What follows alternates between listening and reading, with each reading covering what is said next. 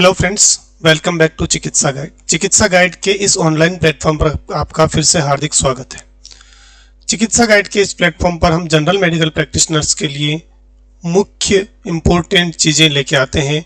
बहुत सारी चीज़ें ऐसी लाते हैं जो कि आपके लिए बहुत ही फ़ायदेमंद होती है, आपकी प्रैक्टिस को सुधारती है और आपको हेल्प करती है प्रैक्टिस करने में। तो आज मैं आपके लिए एक बेसिक टॉपिक लेके आया हूँ जिसका नाम है प्रिस्क्रिप्शन राइटिंग। ठीक है, principle of perfect prescription writing क्या होते हैं, क्या principles of perfect prescription writing क्या होते हैं।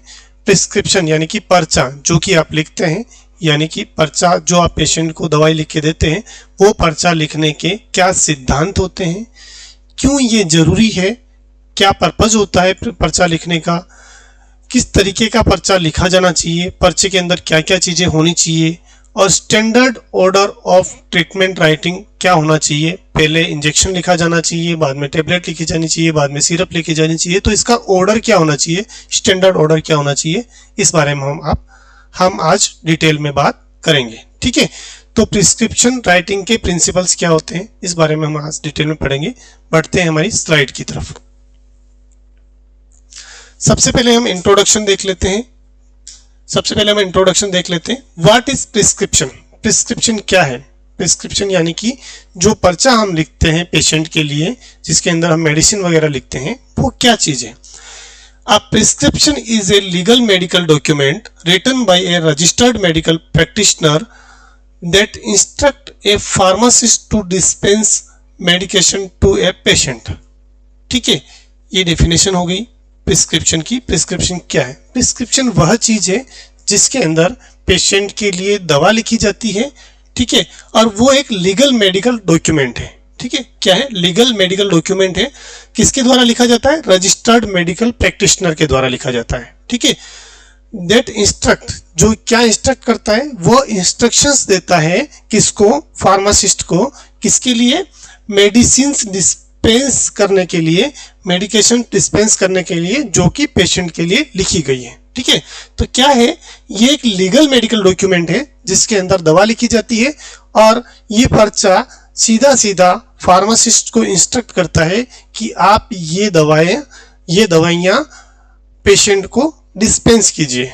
ठीक है, तो हमने देखा prescription is a legal medical document. Legal medical document है, किसके द्वारा लिखा जाता है, रजिस्टर्ड मेडिकल प्रैक्टिशनर द्वारा लिखा जाता है। किसके लिए लिखा जाता है, पेशेंट के लिए लिखा जाता है। लेकिन वो पर्चा इंस्ट्रक्ट करता है एक फार्मासिस्ट को कि ये दवाइयाँ, ये मेडिकेशंस पेशेंट के लिए लिखी गई है, ये पेशेंट को डिस्पेंस कीजिए। ठीक है, तो ये था हमारा प्रिस्क्रिप्शन राइटिंग। प्रिस्क्रिप्शन क्या है उस बारे में डेफिनेशन। ठीक है, क्या पर्पज है, किन किन पर्पज के लिए हम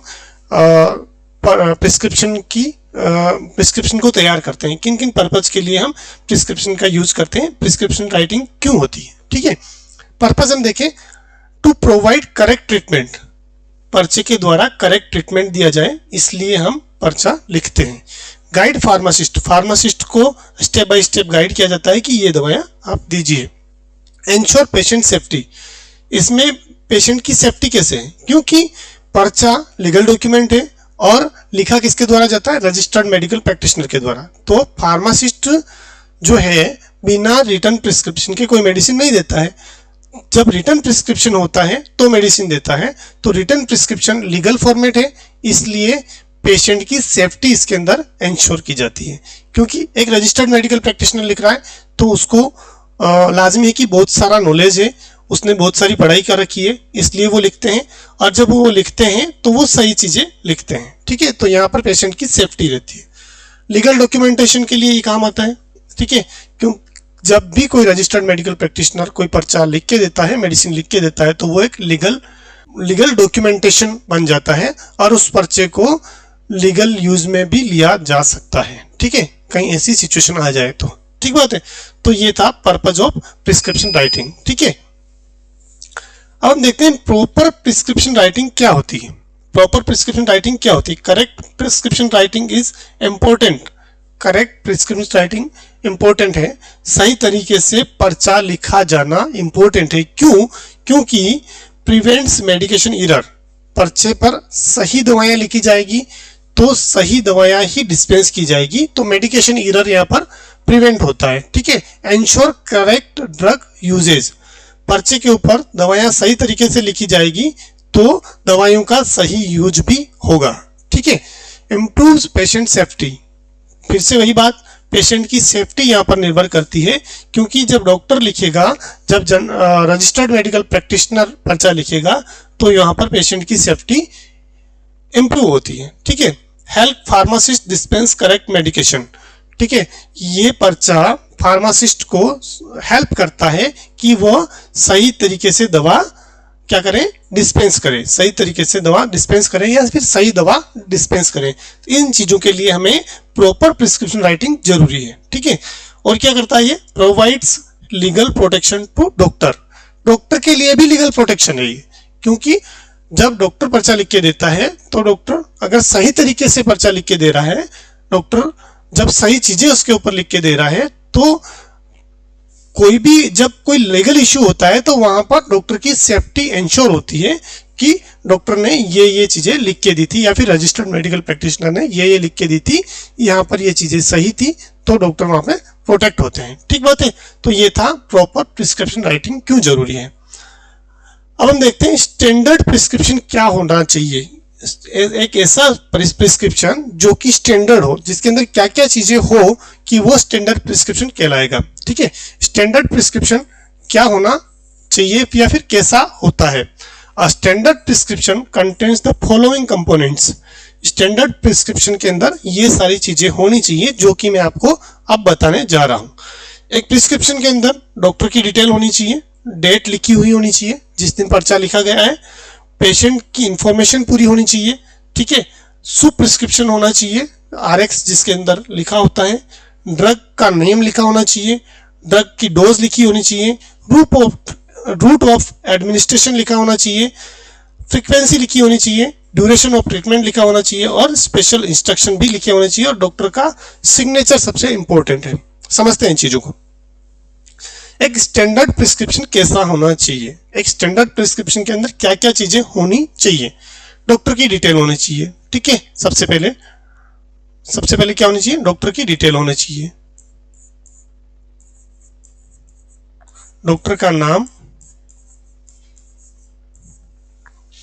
उनकी डिग्री।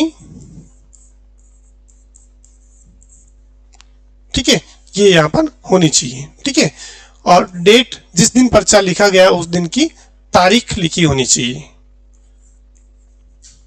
ठीक है, पेशेंट इंफॉर्मेशन, पेशेंट का नाम लिखा होना चाहिए, नेम ऑफ पेशेंट, उम्र लिखी होनी चाहिए, लिंग लिखा होना चाहिए। बहुत सारे पर्चों पर धर्म भी लिखते हैं। ठीक है, तो ये सारी चीजें पेशेंट की यहां पर लिखी होनी चाहिए ताकि सही दवा सही पेशेंट को पहुंच पाए। ठीक है, सुप्रिस्क्रिप्शन, आरएक्स लिखा हुआ होना चाहिए, ड्रग नेम लिखा होना चाहिए, दवाई का नाम,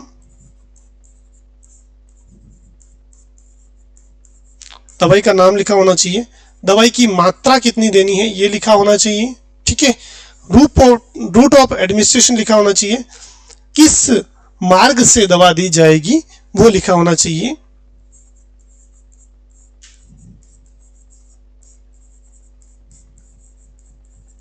रूट ऑफ एडमिनिस्ट्रेशन का मतलब है दवा पर ओरल ली जाएगी, इंट्रामस्कुलर इंजेक्शन के द्वारा दी जाएगी, इंट्रावेनस इंजेक्शन के द्वारा दी जाएगी, या फिर रेक्टल दी जाएगी, या फिर किस माध्यम से दी जाएगी, वो रूट, वो दवा देने का मार्ग यहाँ पर लिखा होना चाहिए।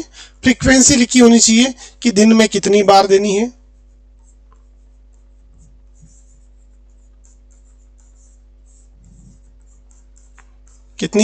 है। ड्यूरेशन ऑफ ट्रीटमेंट लिखा होना चाहिए, जितनी भी दवा लिखी है उसका ड्यूरेशन लिखा होना चाहिए कि कितने दिन तक देना चाहिए, या फिर कितने सप्ताह तक देना चाहिए, या फिर कितने महीनों तक देना चाहिए, या फिर कितने वर्ष तक देना चाहिए। ये सब दवा के साथ में लिखा होना चाहिए। ठीक है, स्पेशल इंस्ट्रक्शन अगर कुछ है तो वहां पर लिखे जाने चाहिए। जैसे कि एग्जाम्पल के तौर पे दूं मैं, कोई सोर थ्रोट वाला पेशेंट है, गला खराब हो रहा है, तो सारी दवा लिखने के बाद डॉक्टर उसको एक इंस्ट्रक्शन देते हैं कि गर्म पानी के साथ में गरारा करें, सोल्ट वाटर गार्गलिंग करें, गर्म पानी में नमक डाल के गरारे करें। तो ये एक स्पेशल इंस्ट्रक्शन हो गया, ठीक है। अगर कोई पेशेंट है और उसको रेस्ट की जरूरत है तो दवा लिखने के बाद डॉक्टर नीचे लिखते हैं स्पेशल इंस्ट्रक्शन में कि take rest for 3 days, 5 days या फिर 10 डेज, जो भी है, ठीक है। तो ये हो गया स्पेशल इंस्ट्रक्शन, विशेष सलाह यहाँ पर लिखी होनी चाहिए।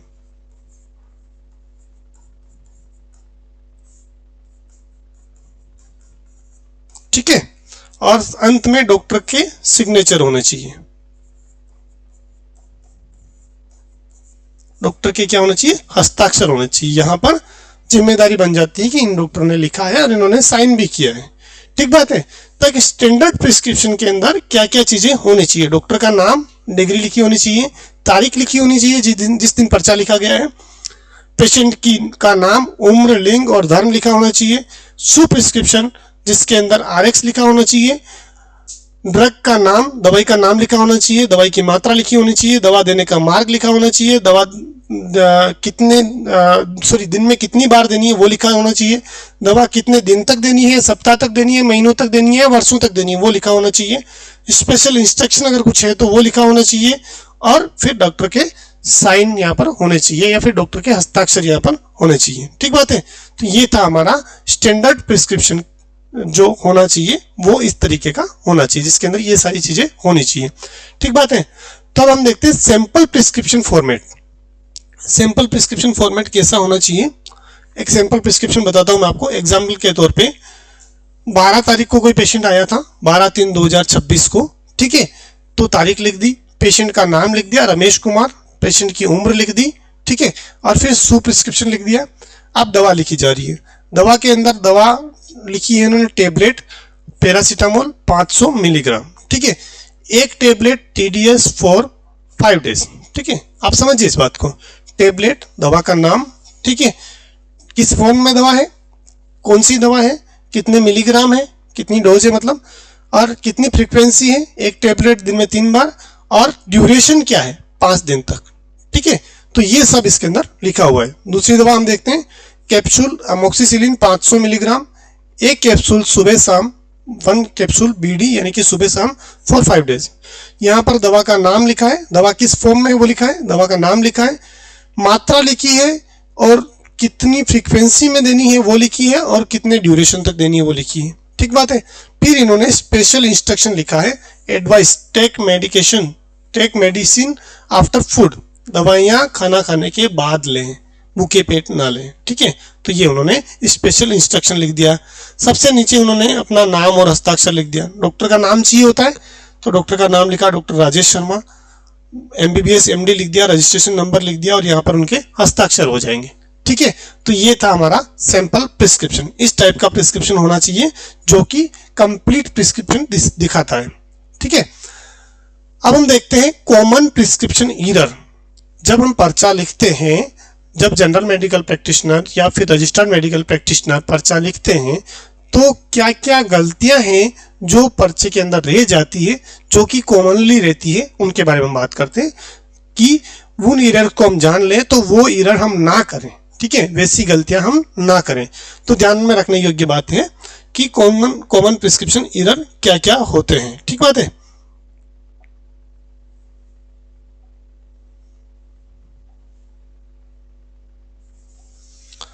कॉमन मिस्टेक्स कौन कौन सी होती है प्रिस्क्रिप्शन राइटिंग के द्वारा? Eligible hand writing, cursive writing में लिख देना, सही राइटिंग नहीं लिखना, सही तरीके से नहीं लिखना, ठीक है। रॉन्ग डोजेस, गलत डोज लिख देना, ठीक है। मिसिंग ड्यूरेशन, डोज तो लिख दी, दवा भी लिख दी, दवा की मात्रा भी लिख दी, लेकिन ड्यूरेशन नहीं लिखी, फ्रीक्वेंसी भी लिख दी, लेकिन ड्यूरेशन नहीं लिखी कि कितने टाइम तक देना है, ठीक है। ड्रग इंटरेक्शन, कई बार डॉक्टर्स पर्चा लिखते वक्त ये चीज ध्यान में नहीं रख पाते हैं या फिर भूल जाते हैं कि कौन सी दवा के साथ कौन सी दवा नहीं देनी है, क्योंकि बहुत सारी दवाएं ऐसी होती है जिनका इंटरेक्शन होता है।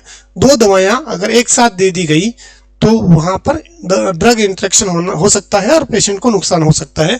तो कई बार डॉक्टर्स इस चीज को भूल जाते हैं कि ड्रग इंटरेक्शन होता है, उन दवाओं को साथ में नहीं लिखनी है। ठीक बात है। इनकरेक्ट एब्रीवेशन, कई बार जो शॉर्ट फॉर्म मेडिकल फॉर्म जो लिखी जाती है, OD BD TDS या फिर AC या फिर आफ्टर मील जो भी लिखा जाता है, वो एब्रीवेशंस कई बार डॉक्टर्स इनकरेक्ट लिख देते हैं या फिर जल्दबाजी में गलत लिख देते हैं, ठीक है। These error may cause serious harm to patient. अगर ऐसी गलतियां होती है तो पेशेंट को सीरियस नुकसान होने की संभावना होती है, ठीक है। तो हमें क्या नहीं करना है, इलिजिबल हैंड राइटिंग नहीं लिखनी है, हमें हैंड राइटिंग बहुत सही लिखनी है, कैपिटल अक्षर में लिखना है, सही राइटिंग कैपिटल अक्षर में लिखनी है, ठीक है। रॉन्ग डोज नहीं लिखनी है, डोज हमेशा ध्यान रखकर ही लिखनी है, सही डोज लिखनी है। मिसिंग ड्यूरेशन, कभी भी ड्यूरेशन मिस ना करें। डोज लिखी है आपने, टेबलेट लिखा है, उसका नाम लिखा है, उसकी मात्रा लिखी है, उसकी फ्रीक्वेंसी लिखी है, आपको ड्यूरेशन जरूर जरूर जरूर लिखना है। इस चीज को कभी ना भूलें। हमेशा ध्यान रखें कि दो दवाइयां जब भी हम लिख रहे हैं तो किन किन दवाइयों के अंदर इंटरेक्शन होता है उनका ध्यान रखें। ड्रग इंटरेक्शन कभी भी हमारे पर्चे से नहीं होना चाहिए, वरना पेशेंट को नुकसान हो सकता है। इनकरेक्ट एब्रीवेशन कभी ना लिखें, क्योंकि जो एब्रीवेशन हम लिखते हैं उसी के आधार पर फार्मासिस्ट मेडिसिन डिस्पेंस करता है। तो हमें क्या करना है, हमें इनकरेक्ट एब्रीवेशन कभी नहीं लिखने हैं। जनरल मेडिकल प्रैक्टिशनर को, रजिस्टर्ड मेडिकल प्रैक्टिशनर को इनकरेक्ट एब्रीवेशन कभी नहीं लिखने हैं, ठीक है। दीज एरर्स, अगर ये एरर रहे तो ये पेशेंट को क्या कर सकते हैं, सीरियस हार्म कर सकते हैं, नुकसान कर सकते हैं, ठीक बात है। तो ये था common prescription error. I hope आप समझ गए होंगे कि ये एरर्स अब आप नहीं करेंगे दोबारा से। गुड प्रिस्क्रिप्शन राइटिंग क्या है, सही प्रिस्क्रिप्शन राइटिंग क्या होनी चाहिए, अच्छी प्रिस्क्रिप्शन राइटिंग क्या होनी चाहिए, अच्छा पर्चा लिखना क्या होना चाहिए, अच्छा पर्चा कैसे लिखा जाता है, ठीक है। राइट क्लियरली एंड लीजिबली, ठीक है। राइट क्लियरली एंड लीजिबली, सही साफ लिखें और साफ सुथरा और अच्छा लिखें, ठीक है। मोटे अक्षरों में लिखें, कैपिटल अक्षरों में लिखें और अच्छे से लिखें, ठीक है। यूज जेनेरिक ड्रग नेम्स, हमेशा दवाइयों में जेनेरिक ड्रग का नाम लिखें, ठीक है। मेंशन डोज एंड ड्यूरेशन, दवा की डोज और ड्यूरेशन जरूर लिखें, ठीक है। Avoid unsafe abbreviation, unsafe abbreviation short form संक्षिप्त शब्दावली जो हम लिखते हैं मेडिकल की भाषा में, वो अनसेफ एब्रीवेशन कभी ना लिखें। सेफ एब्रीवेशन लिखें, जो समझ में आ सके वो एब्रीवेशन लिखें और सही एब्रीवेशन लिखें, कभी भी इसमें मिस्टेक ना करें। चेक एलर्जीज बिफोर प्रिस्क्राइबिंग, जब भी हम कोई दवा प्रिस्क्राइब कर रहे हैं तो हमेशा चेक करें कि पेशेंट को एलर्जी तो नहीं है उस दवा से। पेशेंट को हमेशा हिस्ट्री लेते वक्त पूछें कि जो दवा हम लिखने जा रहे हैं उससे कहीं उनको एलर्जी तो ना है, ठीक है। इस चीज को हमेशा ध्यान में रखें और जिस दवा से एलर्जी है वो दवा कभी ना लिखें, ठीक बात है। तो ये था हमारा अच्छा प्रिस्क्रिप्शन कैसे लिखें। अब हम देखते हैं लीगल एस्पेक्ट्स ऑफ प्रिस्क्रिप्शन। पर्चा लिखने के लीगल एस्पेक्ट्स क्या है, कानूनी फायदे क्या है, कानूनी एस्पेक्ट क्या है पर्चा लिखने के या प्रिस्क्रिप्शन राइटिंग के कानूनी एस्पेक्ट क्या है उस बारे में देखते हैं। Prescription must follow medical regulations, prescription जो भी लिखा जा रहा है, जो भी पर्चा general medical practitioner, registered medical practitioner द्वारा लिखा जा रहा है, वो हमेशा हमेशा हमेशा मेडिकल रेगुलेशन को फॉलो करते हुए लिखना चाहिए, ठीक है। इंपॉर्टेंट पॉइंट क्या क्या है, only registered doctor can prescribe, कोई और नहीं प्रिस्क्राइब कर सकता है, केवल और केवल रजिस्टर्ड डॉक्टर प्रिस्क्राइब कर सकता है। Registered medical practitioner RMP prescribe कर सकता है, ठीक है। Only only only registered medical practitioner ही प्रिस्क्राइब कर सकता है, ठीक है। Certain drugs require special prescription, कुछ दवाएं ऐसी है जिनके अंदर स्पेशल प्रिस्क्रिप्शन चाहिए होता है, वो स्पेशल प्रिस्क्रिप्शन उसी फील्ड के स्पेशलिस्ट द्वारा लिखा जाएगा, ठीक है। वो दवा हर कोई डॉक्टर नहीं लिख पाएगा, रजिस्टर्ड मेडिकल प्रैक्टिशनर भी कई बार इस दवा को नहीं लिख पाएंगे। इसको कौन लिखा जाए, क्या किया जाएगा, स्पेशल प्रिस्क्रिप्शन के तौर पर स्पेशलिस्ट द्वारा ही लिखा जाएगा, ठीक है।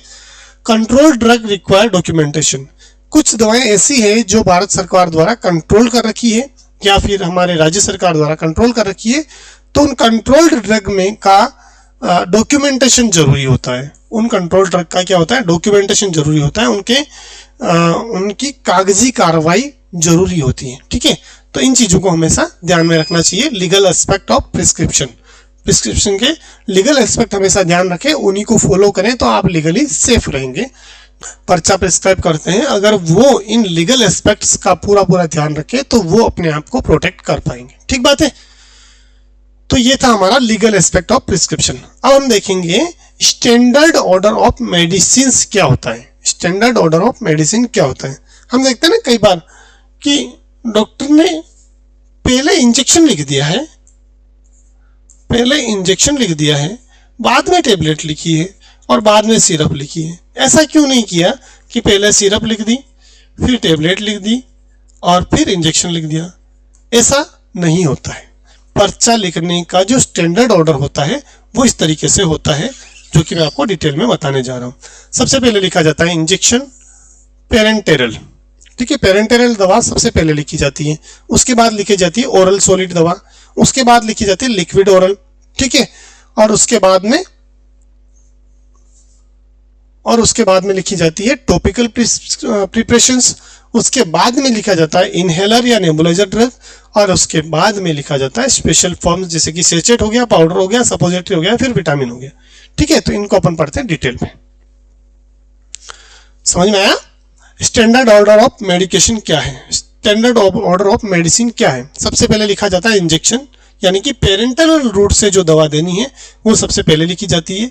इमरजेंसी या सीवियर कंडीशन में इस चीज को लिखा जाता है क्योंकि इसका एक्शन फास्ट होता है, ठीक है। एग्जाम्पल के तौर पर इंजेक्शन सेफ्ट्रिएक्सोन, उसको सबसे पहले लिखा जाता है, ठीक है। दूसरे नंबर पे लिखा जाता है ओरल सॉलिड। ओरल सॉलिड के अंदर टेबलेट हो गया या फिर कैप्सूल हो गया, ठीक है। मोस्ट कॉमनली यूज्ड मेडिसिन है, ठीक है। इंजेक्शन के बाद में मोस्ट कॉमनली यूज्ड मेडिसिन ये है क्योंकि ज्यादातर टेबलेट और कैप्सूल को प्रायोरिटी में ओरल सॉलिड के रूप में लिखा जाता है, ठीक है। जैसे एग्जांपल के तौर पर टेबलेट पैरासीटामोल या फिर कैप्सूल अमोक्सिसिलिन, ठीक है। तीसरे नंबर पर जो दवा लिखी जाती है वो होती है सिरप या फिर सस्पेंशन, यानी कि लिक्विड ओरल फॉर्म में जो दवा होती है उसको लिखा जाता है, ठीक है। चिल्ड्रन या तो चिल्ड्रन में ये लिखी जाती है या फिर जिसको निगलने में कठिनाई है उसके लिए ये लिखी जाती है। एग्जाम्पल के तौर पर सिरप पैरासीटामोल, ठीक है। तो इस तरीके से हमारा स्टैंडर्ड ऑर्डर ऑफ मेडिकेशन होता है। आगे बढ़ते हैं हम चौथे नंबर पर क्या लिखा जाता है। चौथे नंबर पर आता है टॉपिकल प्रिपरेशंस, ऐसी दवाएं जो कि टॉपिकल प्रिपरेशंस होते हैं, जो कि लगाई जाती है, लोकल एप्लीकेशन किया जाता है, उनको लिखा जाता है चौथे नंबर पे।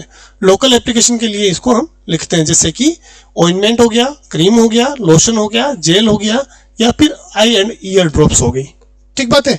तो ये है हमारा चौथे नंबर का प्रिस्क्रिप्शन, यानी कि स्टैंडर्ड ऑर्डर ऑफ मेडिसिन के अंदर, यानी कि स्टैंडर्ड ऑर्डर ऑफ मेडिसिन के अंदर चौथे नंबर पे जो दवाई आती है वो आती है टॉपिकल प्रिपरेशंस।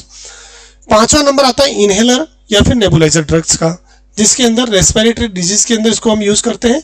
एग्जांपल के तौर पर साल्बुटामोल इनहेलर हो गया या फिर साल्बुटामोल नेजल वो रेस्पुल्स हो गया, जो कि हम नेबुलाइजेशन में यूज करेंगे, ठीक है। अदर स्पेशल फॉर्म्स के अंदर अगर सेचेट लिखना है, पाउडर लिखना है, या सपोजिटरी लिखनी है या फिर विटामिन लिखना है तो वो सबसे लास्ट में लिखा जाता है, ठीक है। तो ये था हमारा स्टैंडर्ड ऑर्डर ऑफ मेडिसिन, कि किस ऑर्डर में हम मेडिसिन को लिखते हैं। कंक्लूजन हम देखें, a properly written prescription is essential for effective treatment, patient safety, avoiding medication error, legal protection of doctor. Every doctor must follow standard prescription writing guidelines. एक हर डॉक्टर को स्टैंडर्ड प्रिस्क्रिप्शन राइटिंग गाइडलाइन इसलिए use करनी चाहिए, वो सारी चीजें जो मैंने अभी तक आपको लेक्चर में बताई वो सब इसलिए यूज करनी चाहिए क्योंकि इससे प्रभावी उपचार होता है। पेशेंट का क्या होता है? प्रभावी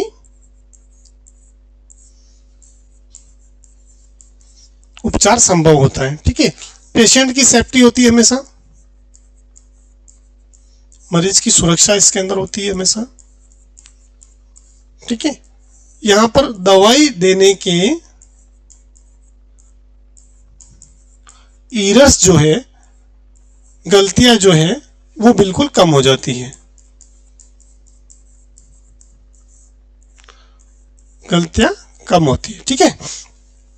लीगल प्रोटेक्शन फॉर डॉक्टर्स, जब डॉक्टर का पर्चा होता है वो लीगल डॉक्यूमेंट होता है तो वहां पर डॉक्टर का लीगल प्रोटेक्शन होता है, कानूनी तौर पे डॉक्टर सुरक्षित होते हैं, कानूनी संरक्षण यहां पर डॉक्टर को मिलता है। किससे मिलता है? प्रिस्क्रिप्शन से। सही प्रिस्क्रिप्शन राइटिंग होगी तो डॉक्टर को कानूनी संरक्षण मिलता है। इसलिए हर डॉक्टर को स्टैंडर्ड प्रिस्क्रिप्शन राइटिंग गाइडलाइन को फॉलो करना चाहिए, ठीक बात है। आई होप कि आप समझ पाए होंगे कि जो पर्चा हम लिखते हैं, जो दवाई का पर्चा हम लिखते हैं, जो प्रिस्क्रिप्शन हम लिखते हैं, उसके प्रिंसिपल्स क्या होते हैं, लिखने के प्रिंसिपल्स क्या होते हैं, क्यों लिखा जाता है, क्या पर्पज होता है, क्या क्या चीज़ें उसके अंदर कंटेंट होती है, ठीक है, क्या क्या गलतियां हम करते हैं जो कि नहीं करनी चाहिए, क्या क्या चीज़ें हमें करनी चाहिए जो कि सही है, ठीक है, और क्या standard order of prescribing medicines होता है वो मैंने यहाँ पर आपको बताया। आई होप कि आपको पर्चा लिखना समझ में आया होगा कि सही पर्चा क्या होना चाहिए, सही पर्चे के अंदर क्या क्या चीज़ें होनी चाहिए, पर्चा किसके द्वारा लिखा जाना चाहिए, और लीगल एस्पेक्ट्स इसके क्या क्या होते हैं, आपको क्या क्या इससे बेनिफिट मिलते हैं, क्या क्या फ़ायदे मिलते हैं, ठीक है, और लीगल तौर पर डॉक्टर कैसे मजबूत होते हैं प्रिस्क्रिप्शन की वजह से, सही प्रिस्क्रिप्शन की वजह से। और प्रिस्क्रिप्शन राइटिंग अगर सही है तो वो पेशेंट सेफ्टी में कैसे हेल्प करती है और क्या क्या उसके फ़ायदे हैं, ये सब चीज़ें हमने इस छोटे से वीडियो के अंदर देखी। आई होप कि आपको बहुत सारी चीज़ें क्लियर हुई होगी। जनरल मेडिकल प्रैक्टिशनर के लिए बहुत सारे टॉपिक्स मेरे माइंड में चल रहे हैं और मैं बहुत जल्दी जल्दी लेके आऊँगा उनको आपके लिए। आई होप कि मैं वीडियो की फ्रिक्वेंसी भी बढ़ा दूँ, ऐसा भी हो सकता है। तो मैं चाहता हूँ कि आपको ज़्यादा से ज़्यादा कंटेंट डिलीवर करूँ। अगर आपके दिमाग में भी कोई ऐसा टॉपिक है जो कि आप चाहते हैं वीडियो के तौर पर आप लाना, आप चाहते हैं कि उस टॉपिक पर मैं वीडियो बनाऊं, तो मैं ज़रूर उसको लेके आऊँगा। आप कमेंट बॉक्स में मुझे लिख कर दीजिए, मैं कमेंट आपका पढ़ता हूं और हर कमेंट का जवाब देने की कोशिश करता हूं। बहुत सारे कमेंट, बहुत सारे टॉपिक्स मेरे पास में आ चुके हैं जिस पर काम चल रहा है, और जो जो कमेंट मेरे पास में आए हैं उन पर वीडियो जरूर बनेंगे, निश्चिंत रहे। लेकिन आप और किस टॉपिक पर वीडियो चाहते हैं आप मुझे कमेंट सेक्शन में लिखिए।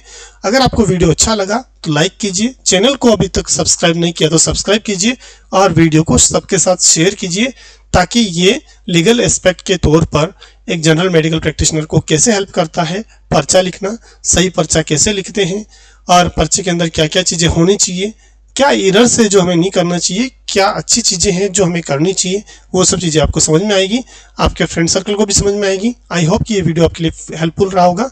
मिलते हैं अगली वीडियो में, जब तक के लिए थैंक यू।